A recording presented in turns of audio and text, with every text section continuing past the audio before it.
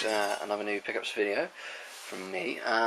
These are a couple of games, and I do mean literally a couple, that I've picked up from eBay, consequently, from selling, some old games that I didn't really want. Well, actually, to be honest with you, it's old games that are duplicates, because I pretty much want everything. Nonetheless, this is, I'm really interested in these kind of games. Now, this game in particular, let's get the name out of the way, is MotorStorm Arctic Edge. Now, this was released on the PSP and developed on the PSP primarily. And much like the Jak and Daxter game for the PSP, what they did is they sort of simultaneously developed it on the PSP and the PS2. But you've got to remember, you sort of work with your weakest link, as it were, because the PS2 is obviously going to be able to handle a PSP game, but not necessarily vice versa. So when you play this on the big screen, it's a kind of a giveaway. It doesn't look as good as something like a God of War or a more modern PlayStation 2 game, but it still plays pretty solidly. And there's a whole series of these. There's Silent Hill Origins, there's a Splinter Cell one, Twisted Metal Head-On, I believe, and a whole bunch of others. And I'm a big fan of Twisted Metal, big fan of Silent Hill, and I like the MotorStorm games. So I've been wanting to pick them up, but unfortunately the PAL versions, and forgive me here if I sound predictable, PAL versions don't have 60 Hz. So these go for about a tenner, and you can't find them cheaper, or I can't find them cheaper anywhere, regardless if it's online or in shops. And I don't want to spend a tenner on something that I'm not crazy about, and it's got 50 Hz only. So F that. So I saw this one cheap on eBay. My first choice was Silent Hill Origins, but it was going for about 20 quid. I got this for 8 quid, and that's with shipping. Obviously that was an auction, and it was sealed. I've only just undone it, and I was just chuffed with it. So without any further delay, let's have a look at the insides here. Got a nice little manual. If you're not familiar with the MotorStorm series, and you're curious about them, I'd say you want to start yourself off with either the first one or the second one on the PlayStation 3.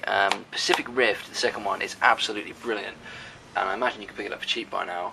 It's just really intense visceral racing, and it translated quite well to the PSP, and as such, of course, also works well on PlayStation 2.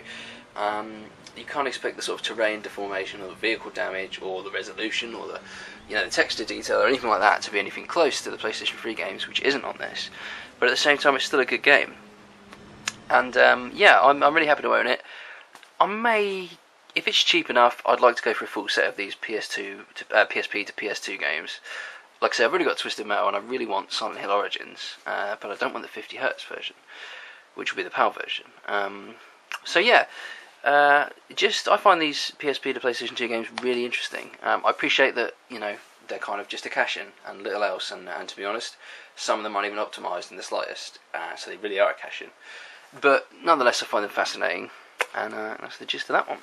So the next game I got, also with eBay trading money, is a wonderful Broken Sword 2 American Edition for the PlayStation. So let's have a look at that. Something funny about this, or at least I find it funny, is it's called Broken Sword 2, The Smoking Mirror. And as soon as I read that, I thought, I wonder if it smells of smoke.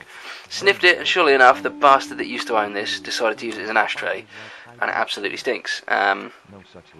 But that is what it is. If you don't know what these games are, then God help you. But if you don't know what these games are, it's a point-and-click adventure, absolute classic, really is. Well worth looking out for Broken Sword 1 or Broken Sword 2. I'm not even so sure that you can't get them just for absolutely nothing on a service like Steam at this point.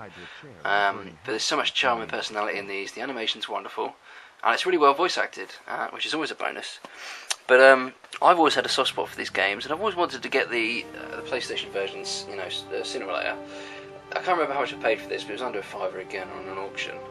And this auction was in the UK, so the postage was tiny as well. Again, just really pleased with that. Having this sort of limited budget like I do now makes it... I'm getting bargains, I'm still picking up stuff. In fact, I'm picking up probably just as much stuff, but I'm not paying anything for it, because it's all traded money.